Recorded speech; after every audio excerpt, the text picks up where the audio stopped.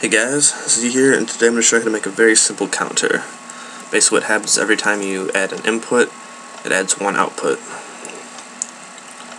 This one I have 6 outputs, which you can see by the lamps.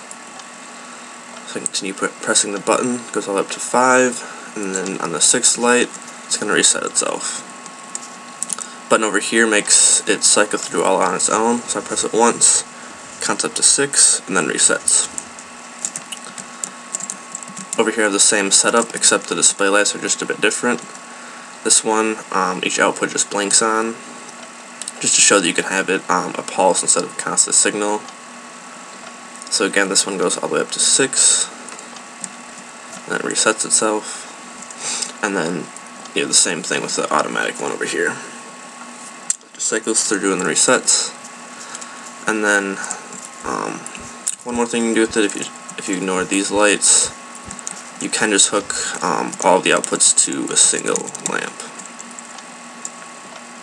So now it's going to blink 6 times and then reset.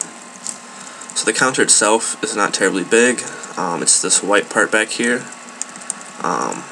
This button was hooked to this orange wiring, and then the cycling button is hooked to the blue wiring. But yeah, it's actually very small wiring for what it does. Over here, the only thing you have to change is this green circuit here. Instead of just having the outputs going straight into the lamps, you have the outputs going into a monostable circuit, which creates a pulse. So yeah, let's go see how to build this thing. When you begin building, the first thing you're going to add is pistons. I'm going to be counting up to 6 again, so I'm going to use 6 regular pistons. On top of that, you have to put sand or gravel. Going along that same line, you're going to add a layer of wool, or really any blocks you're using. And then on each of those, you're going to add a repeater with 2 ticks of delay.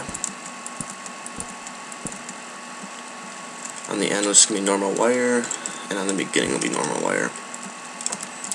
After that, add another layer of blocks down here. It's going to extend one beyond your piston in front. And that's going to have another layer of a piece of wire on it. After that, you can add your monostable circuit.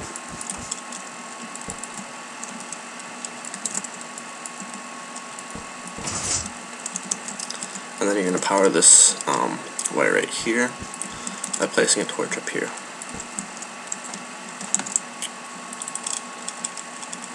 So now anytime you activate the monostable circuit, it's going to pulse all the pistons and cause only one gravel block to stay extended. And now at this point, if you want, you can draw outputs.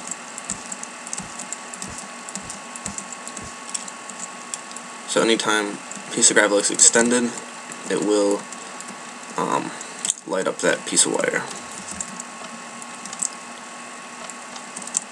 So all the way to the end, see they're all lit up. Now we're going to hook in the reset. So you're going to have another line of wool going up here. That's going to go into this torch right here. And also add one repeater with some delay, just so your reset has a little bit delay to it, doesn't go instantly. But now when this signal reaches the end, it'll go back into the first torch and reset the whole thing. So that's the simplest version you can have, which is just one input that pulses each one time and then turns on one output. If you want these to be a pulse instead of a constant signal, you'd add a monostable circuit right here.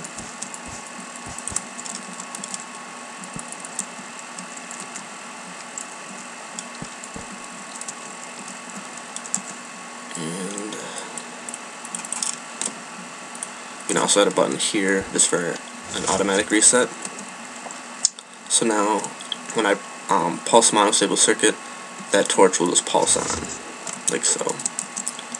I'll reset that again. So then you can choose to either have constant signal or a pulse coming out. And the final thing, if you want it to cycle on its own, you can add a self-resetting clock. Do that right here.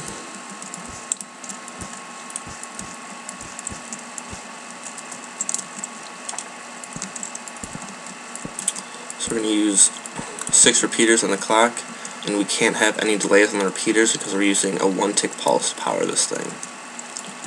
So add dust around here.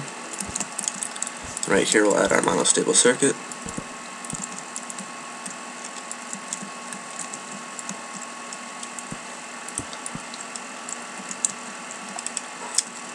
And then we also need to have a reset for this. So to do that, we add pistons up here. Like that. So this will complete the circuit for the clock, but when the reset goes off, it will retract this piston and stop the clock. So now to see that in action, this is fully reset right now. Press this button. Now the clock will cycle through, continue to pulse it, and then the reset resets everything in the circuit.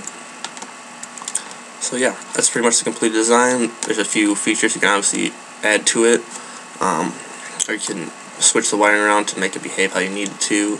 Obviously you only need either this circuit or this circuit depending on how you want the counter to pulse, and then you can change your outputs according to how you need them. So yeah, thanks for watching, I hope this helped. One thing I forgot to mention is that if you want all your outputs to go into a single display, you're going to want to take the output from this line right here. So to do that, we're going to add a repeater right here, and then this is going to go into a block, and then into some dust over here. I'll show you what that does quick. We're going to add a lamp, and hit the auto cycle. So now only one thing will pulse every time instead of having individual outputs for each one. So you can do that at any point along this wire. I just happened to do it at the end. So yeah, if you have any questions, just leave a comment. Otherwise, hope you enjoyed.